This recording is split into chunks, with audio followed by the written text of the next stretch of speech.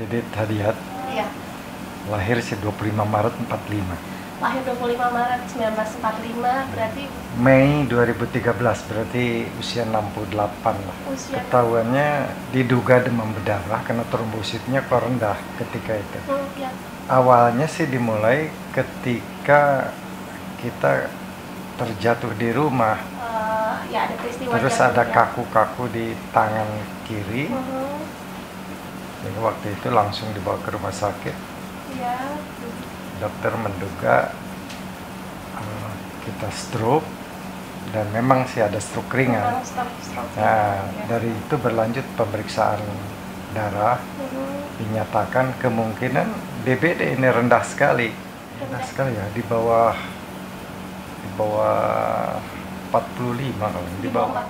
Sebetulnya secara umum sih biasa-biasa aja ya, nggak ada keluhan yang berarti ya. Setelah berkali-kali dicek, setiap 3 bulan kan kita cek. Setiap 3 bulan dicek, ternyata tidak pernah lebih dari 150. Pernah mencapai 150, tapi kemudian turun lagi. 4 bulan yang lalu 130.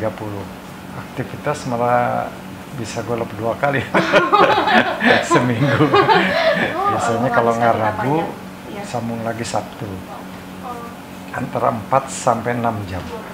Kebetulan pola makan saya sih dari sudah hampir 20 tahun. Itu memang sudah mengatur diri ya. Seperti contoh, saya tidak pernah makan karbohidrat di pagi hari. Oh iya. Contoh nasi, kentang, pokoknya berminyak segala macam di pagi. Itu karbohidrat masuk kira-kira di atas jam 9-10 baru masuk. Pagi biasanya saya bangun jam 4, sholat, senam, mandi, antar anak cucu, sekolah, pulang. Tapi itu sambil jalan saya bisa makan buah-buahan pagi-pagi. Jadi sarapan sih tetap cuma buah, buah dan sayur.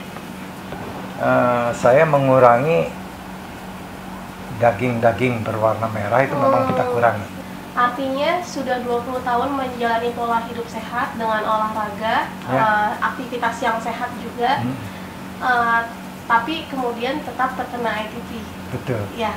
Dan ITP-nya baru ketahuan 2013. Ya. Berarti sebetulnya menurut dokter di Rumah Sakit Pondok Indah, itu sebetulnya Bapak sudah punya bakat dari dulu ini. Saya udah berusaha hampir 1 tahun ini menaikkan, tetap tidak bisa naik. Iya.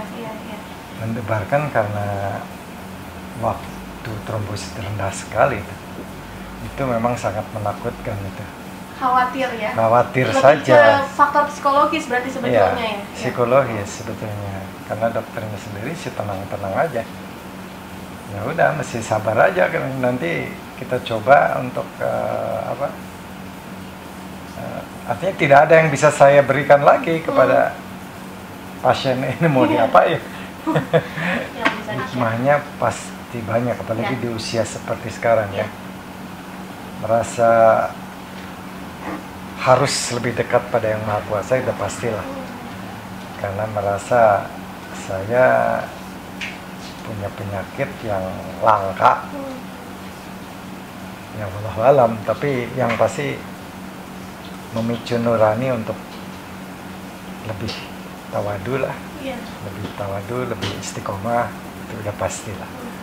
Jadi untuk itu hikmah yang diambil. Kemudian di dalam kehidupan keluarga juga jauh lebih sabar. Kalau dulu mungkin saya sedikit masalah, mulut saya bisa keras nih. Sekarang sudah tidak pernah lagi. Menurut saya sih jangan panik. Santai sajalah menerima itu, karena memang nyaris tidak ada obatnya. Mau diapain? Obatnya ada pada diri kita juga kan. Seandainya ada obat yang memang bisa meningkatkan trombosit, mungkin sangat dibutuhkan. Tapi sampai saat ini, setiap kali saya bertanya ke dokter ahlinya, nggak pernah diberikan. Berarti tidak ada barangkali obat untuk menaikkan trombosit. Saya kebetulan juga sedikit mengerti tentang obat-obatan, jadi minum obat malah saya takut. Sebaiknya sih memang dihindari sejauh obat-obatan itu betul-betul urgensinya tidak ada ya. Contohlah obat yang hanya untuk suplemen, untuk meningkat, menurut saya tidak begitu urgent.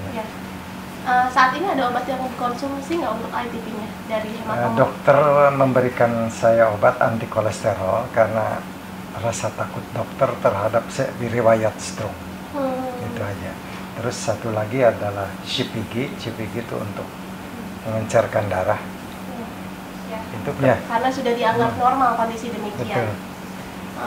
Yang harus digarisbawahi ya karena memang aktivitasnya sendiri tidak berbenturan. Tidak berbenturan sama sekali.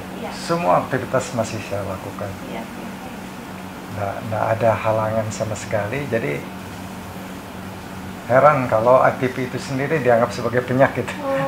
Padahal sebetulnya nggak ada gangguan apa-apa. Normal semua.